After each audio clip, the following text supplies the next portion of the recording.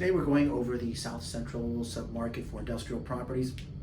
We're still seeing an increase in the dollar per square foot on lease rates. Lease rates are now at $27.62, and that's up 6% from last year. Now the expectation is that lease rates are going to continue to climb in the future. So again, as an owner, you can have that expectation. As far as dollar per square foot on sales, I've been saying it for a while. At some point, either the cap rate or the dollar per square foot in sales, one of those is going to begin to come down, and we've just seen it.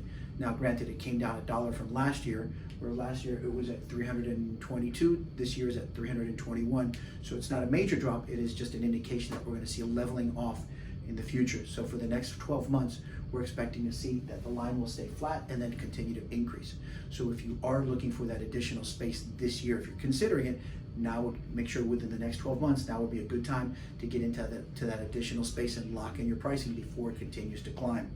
Now, as far as cap rates are concerned, cap rates have climbed, and they're going to expect it to continue to climb, especially for investors. So while the bulk of the last year was between the 6 and 8%, we are expecting that, along with the dollar per square foot in sales, that the cap rates will climb, thus affecting the sales price, bringing it further down.